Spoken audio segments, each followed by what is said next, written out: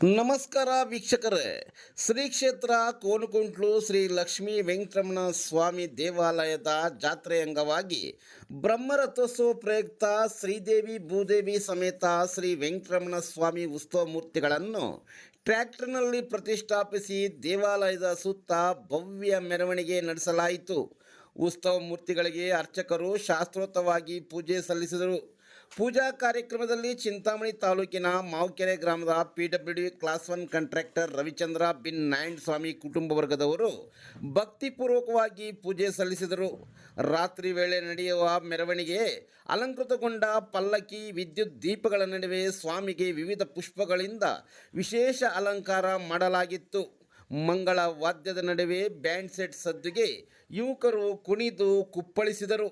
ಕೋನಕುಂಟ್ಲು ಶ್ರೀ ಲಕ್ಷ್ಮೀ ವೆಂಕಟರಮಣ ಸ್ವಾಮಿ ದೇವಾಲಯದ ಮುಖ್ಯ ದ್ವಾರ ಹಿತ್ತಾಳೆಯ ಚಿನ್ನದಂತೆ ಹೊಳೆಯುವ ರೀತಿಯಲ್ಲಿ ಕಾಂಟ್ರಾಕ್ಟರ್ ರವಿಚಂದ್ರ ರವರು 1 ಲಕ್ಷ ರುಗಿಂತ ಹೆಚ್ಚು ವ್ಯಯ ಮಾಡಿ ದೇವಸ್ಥಾನದ ಸೌಂದರ್ಯ ಮೆರುಗು ತಂದಿದ್ದಾರೆ. ಮುಖ್ಯ ದ್ವಾರವು ಭಕ್ತರು ದೇವಸ್ಥಾನಕ್ಕೆ ಪ್ರವೇಶಿಸುವ ಮಾರ್ಗ. ಇಲ್ಲಿ ಹಿತ್ತಾಳೆಯ ಮೆರುಗು ಇರುವುದರಿಂದ ದೈವಿಕ ಕಳೆ ನೀಡುತ್ತದೆ. ಈ ದ್ವಾರದ ಮೇಲೆ ಶ್ರೀ ವೆಂಕಟರಮಣ ಸ್ವಾಮಿ 3 ನಾಮ ಮತ್ತು ಶಂಕು ಚಕ್ರ ಕೆತ್ತಿಸಲಾಗಿದೆ. ರವಿಚಂದ್ರರವರ ಧಾರ್ಮಿಕ ಕಾರ್ಯಕ್ರಮಗಳಿಗೆ ಸಾಥ್ ನೀಡುವುದರ ಮೂಲಕ ಅವರಲ್ಲಿರುವ ಭಕ್ತಿಭಾವ ತೋರಿಸುತ್ತದೆ.